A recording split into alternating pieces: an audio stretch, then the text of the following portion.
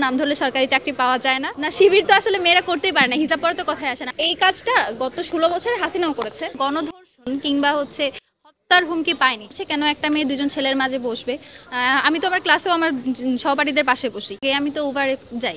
অনেকে দেখি যে মিথ্যাকে বারবার বারবার বলে বলে সেটাকে সত্য হিসেবে প্রতিষ্ঠিত করতে চাই। তো আগামী 1 বছর কেন, সারা জীবন আমি তাদের সাথে থাকবো। মেরে ফেললেও কিছু যায় আসে না, তারা নারীর প্রতি অনেক বেশি রেসপেক্টফুল। তবে আমি কখনো না শিবিরের কারো কাছে আসলে কিংবা তার হুমকি পায়নি। তারা বড় জোর যেটা আমাকে বলেছে, স্লাট শেমিং করেছে যে হিজাব পরেন না, আপনাকে এই ব্যাপারে কথা বলতে হবে না, বা একটু শ্লেষমূলক কথা। কিন্তু আমি সরাসরি গণধর্ষণ এবং হত্যার হুমকি এ ধরনের বিষয়াদি পেয়েছি আরও বিভিন্ন রাজনৈতিক দলের কাছে। নাম ধরছি না, যেহেতু নাম ধরলে সরকারি চাকরি পাওয়া যায় না। তো পরবর্তীতে আমি যখন বিশেষ করে চট্টগ্রামে একটা ঘটনা ঘটেছিল, যেটাতে শিবিরের উপর মানে দায় এসেছিল। তো সেই দায়ের প্রেক্ষিতে আমি শিবিরের কেন্দ্রীয় যিনি নেতা আছেন সিবগাতুল্লাহ সিবকা, ওনার কাছে নক করেছিলাম।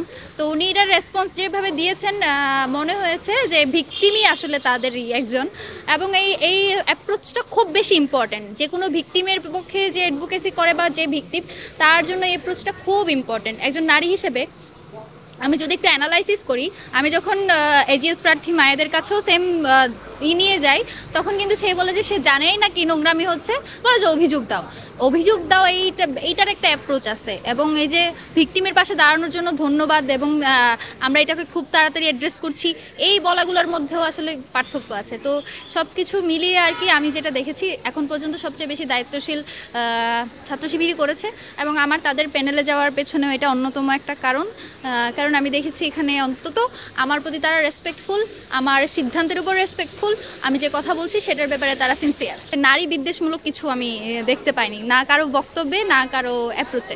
সবার মধ্যে একটা উৎসব আমেজ কাজ করছে, এবং কেউ কেউ তো সকলের যে পোস্টারগুলো 200 কতজন জানি প্রার্থী, 400 সম্ভবত, সবার নাকি একটা করে পোস্টার কালেকশনে রাখারও প্ল্যান করেছে। তো এই সব কিছু মিলিয়ে আর কি খুবই ভালো, আলহামদুলিল্লাহ। সহযোগিতা তো আসলে কেউই করেনি,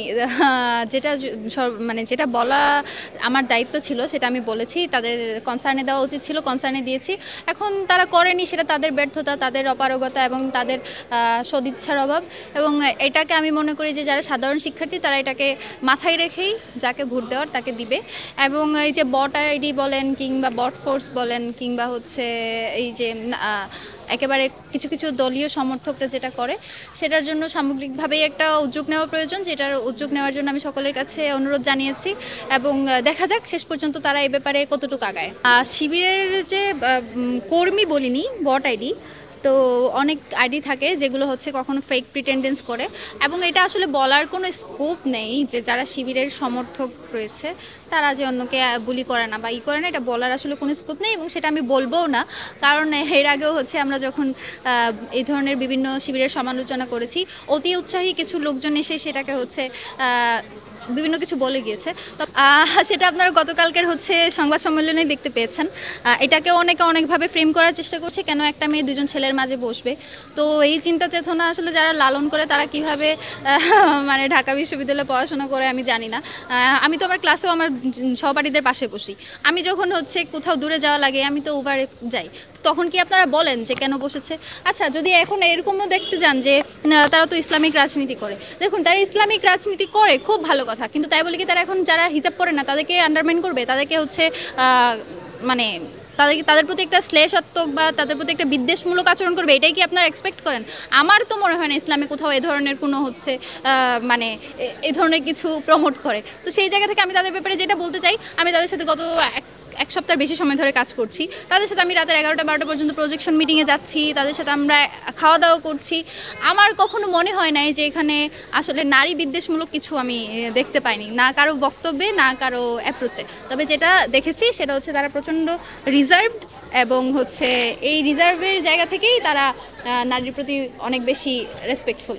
না, শিবির তো আসলে মেয়েরা করতেই পারে না, হিসাব পরে তো কথাই আসে না। ছাত্রী সংস্থা, তাদের তো আসলে আইডিওলজিটা এটা তাদের কাজের জায়গাটা, এটা তারা হিসাব পড়বে, এটাই তাদের কাজের জায়গা।